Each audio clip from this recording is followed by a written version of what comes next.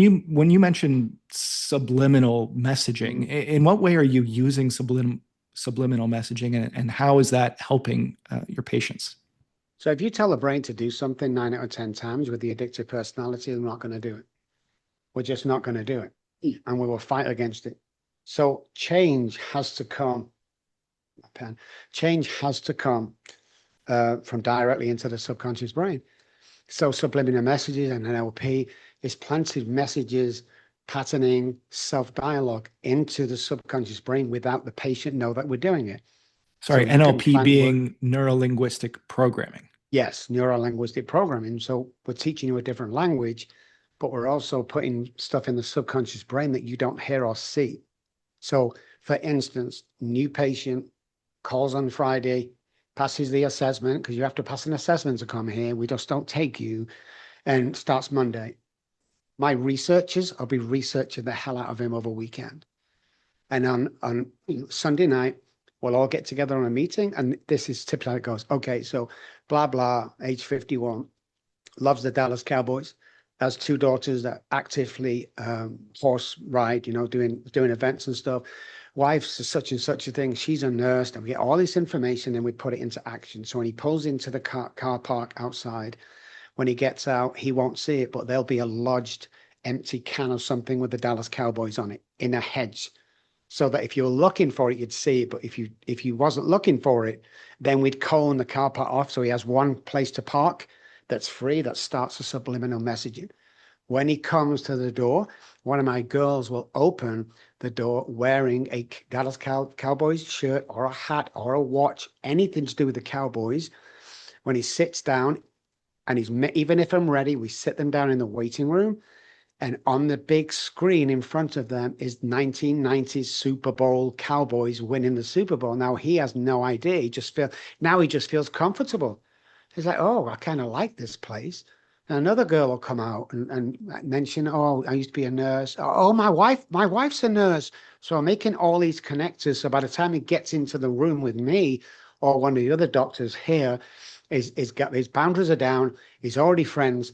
And it's like the basis of, if I go to Spain and I'm a Manchester United fan, if I go to Spain and I see another guy with a Manchester United shirt on like me from Afghanistan, wherever, we're instant friends, because the mirroring part of the brain has picked up that we're on the same side. We start talking, we're hugging each other, we're talking, reminiscing about. It's the same thing we do here.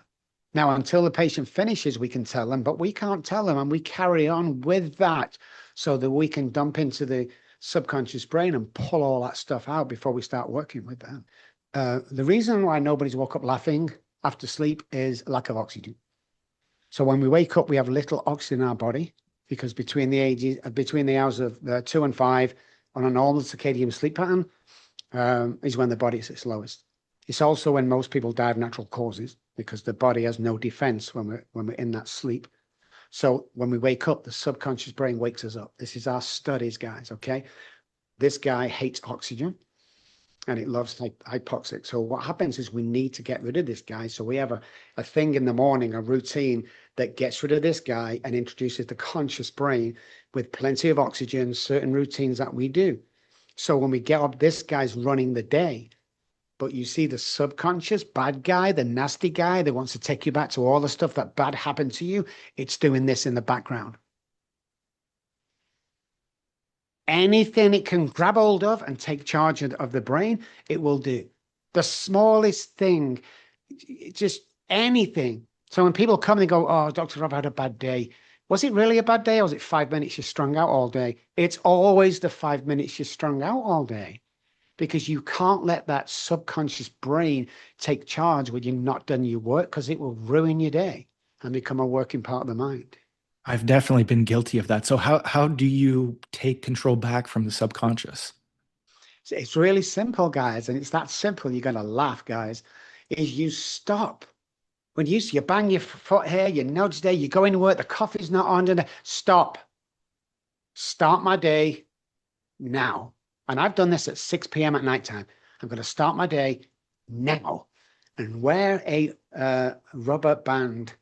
You call it rubber bands? I'm not sure what you call it. Elastic band. Yeah. around your wrist, okay? And when you get in that situation, snap that band. It resets the pathways and jolts the central nervous system up. For that second, the conscious brain is going, whoa, what's happening? Then we can concentrate on that, on the good things, and don't reminisce.